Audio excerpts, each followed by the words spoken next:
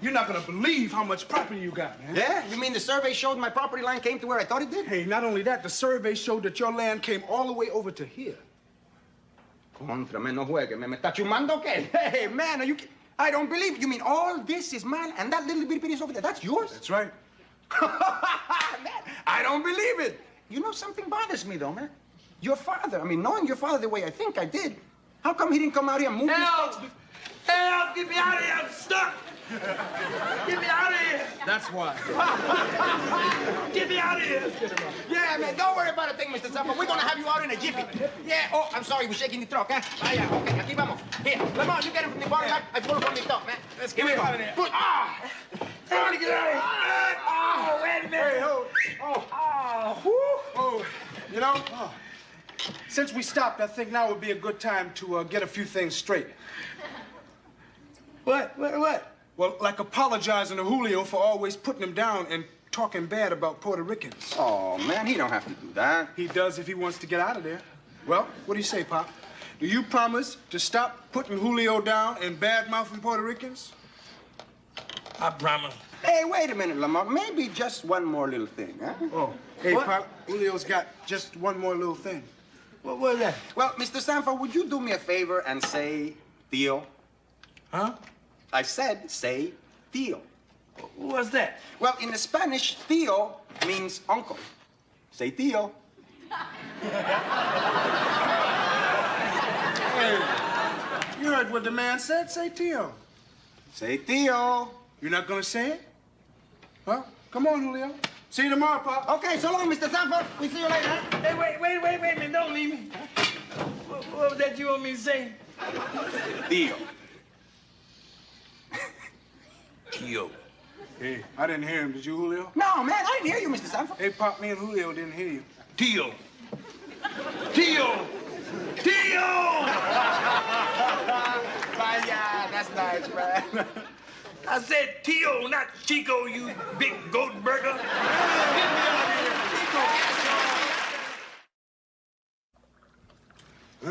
of here, I'll have my newspaper now, if you don't mind. Well, I do mind. Getting your newspaper wasn't one of the promises I had to make. No, but watching what I wanted to watch on television was. And if you don't get my newspaper, I might not feel like watching roller derby tonight. Roller derby? I'll get your newspaper for you.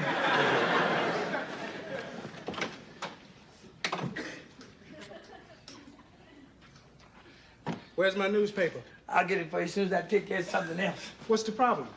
All those promises. I only asked you to be nice to Julio. Yeah, and you made me promise to be nice to Chico, too. Well, what's so hard about that? He's in the yard, and if I hadn't promised you that I'd be nice to him, I'd chase him out of here. Why? What's he doing? Why? You don't know?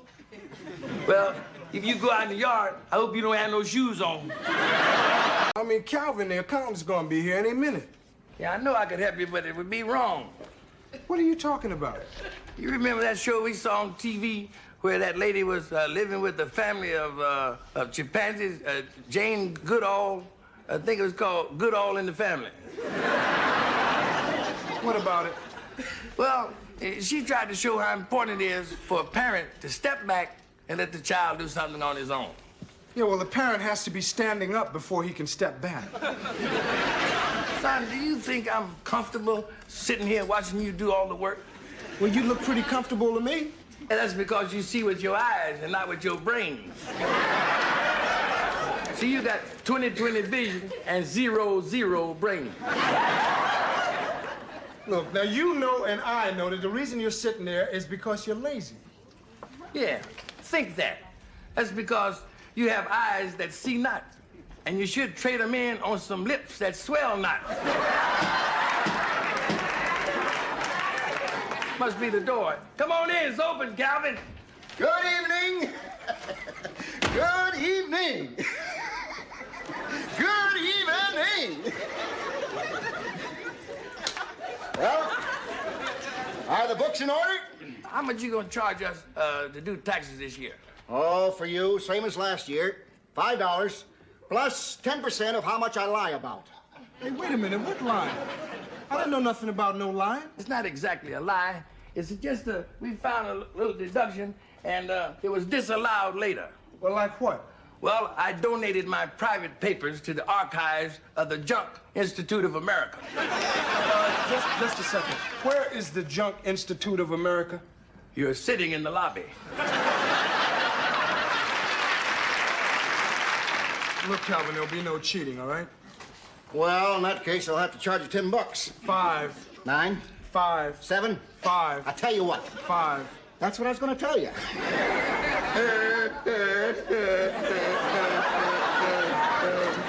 Hey, Pop, you got those books?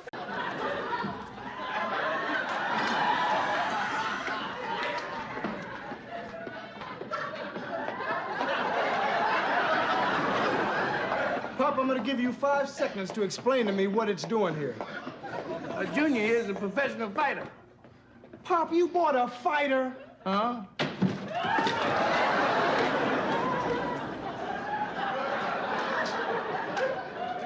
You bought a fighter? Yeah, you see, he's fighting this week. You remember my old buddy Yerby? Yerby. Yerby's mixed up in this? Not mixed up, involved. Pop, how could you do any kind of business with Yerby, man? Anybody that goes door to door selling encyclopedias printed in crayon is deranged.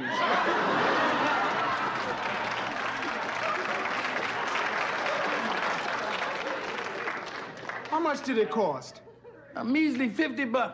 $50? You spent our last $50 on a fighter. Pop, I was saving that money for the truck.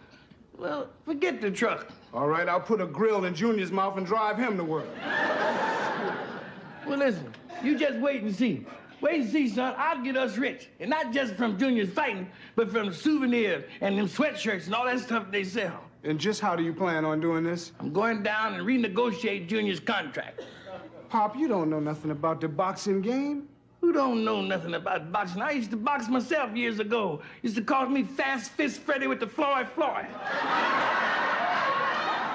That's right, Floyd. Come on. Try to hit my hand.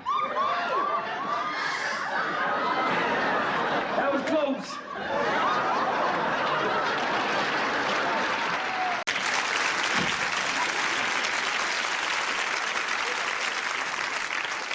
Hey, Woody, how in the world you let Esther talk you into that contest? Was it the $1,000?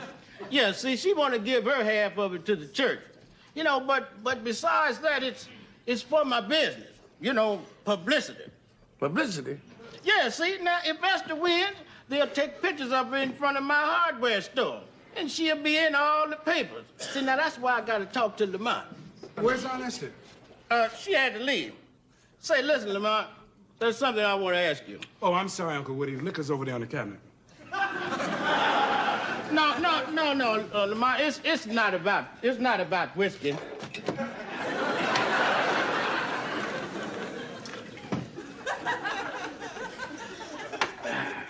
You see, you're a judge in this contest. You see, now, if you could vote for your Aunt Esther... Hey, wait a minute. Aunt Esther's a contestant? I didn't know that.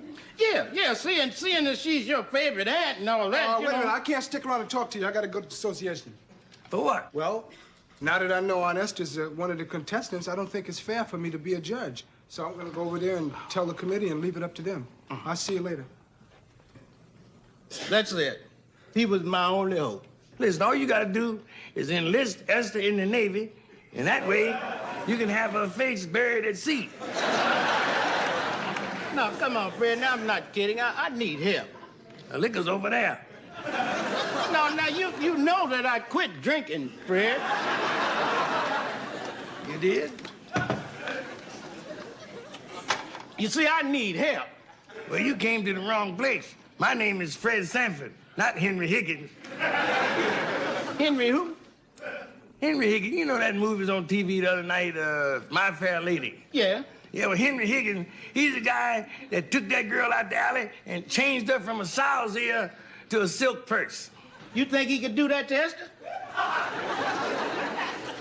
Sow's ear is one thing, and a sow's face is something else. Well, you know, I sure wish I could find me somebody like him. You know, I'd give anything for that, to get that publicity. You can forget about it, because ain't nothing. Did you say you give anything? Well, almost anything. Well, that's close enough. You're gonna get your publicity, and it's only gonna cost you $500. 500. Yeah, you're part of the prize money. You give it to me. Now you're not thinking Now of... listen, if Henry Higgins can do it, so can Reddy Freddy. Now I'm mold up. I'll change her from a creeping caterpillar into a blossoming butterfly. Yeah, now that all sounds very exciting, Fred, but do you really think you can do it? For $500, I can turn Yule Gibbons into a meatloaf freak.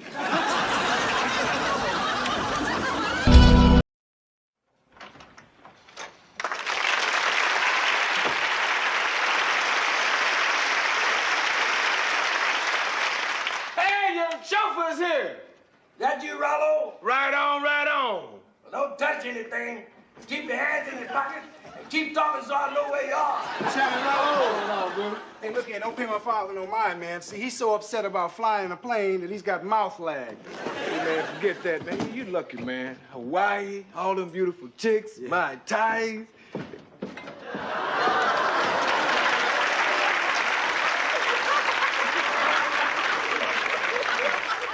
Well, what do you think? We think you look ridiculous. This is what they wear on the islands. Yeah, but you're not on the island now, Pop. You're on Central Avenue, and you might not make it out of this neighborhood in that outfit. Hey, look at Pops. I think you look great, man. And those Wahinis, they're gonna go wild over you, man. Those who? Wahinis, chicks. Hey, man, look at here. You going to the land of paradise. And leaving Lion Country Safari. Just come on in, Honesty. We were just getting ready to leave. Rollo's gonna drive us to the airport. Yeah, man, let's put these bags in the trunk. All right. Yes, sir. I want you to know I appreciate you looking out after my empire. That's okay, Fred. I live by the good book. Do unto others and turn the other cheek. You're not doing nothing to me, and one of your cheeks looks just as bad as the other.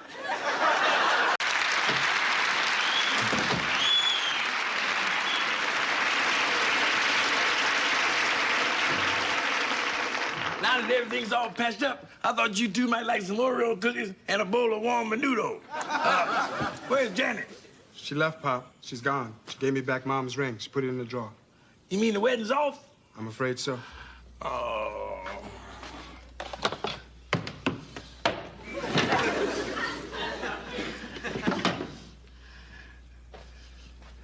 Your mother's wedding ring's beautiful, son.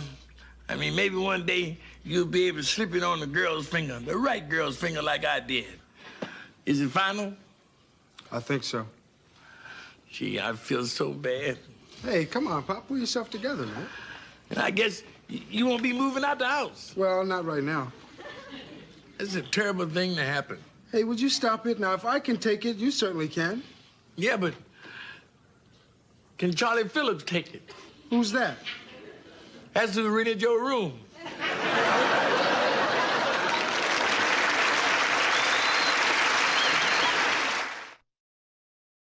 Hey, Pop, I can't believe you rented out my room, man. Well, I only did it for the money. I figured that since you were married and had a family to support, that I could use the extra money. Hey, I can understand that, but everything's changed now. Yeah, we can still use the extra money. What do you mean? Well, you've always said how comfortable this couch is here. Hey, now, wait a minute. I don't think it's right to have some stranger sleeping in the middle of our living room. I don't consider you a stranger, son. Will you stop that? I'm gonna call this Charlie Phillips. You got the number? I'm gonna get this now, and I'm gonna call. I'm gonna call the number. Hello. Hi, Freddie. Hello. Who are you? I'm Charlotte Phillips, but everyone calls me Charlie. Can you show me to my room? Your room? So it wasn't for the money. Come on, Chuck.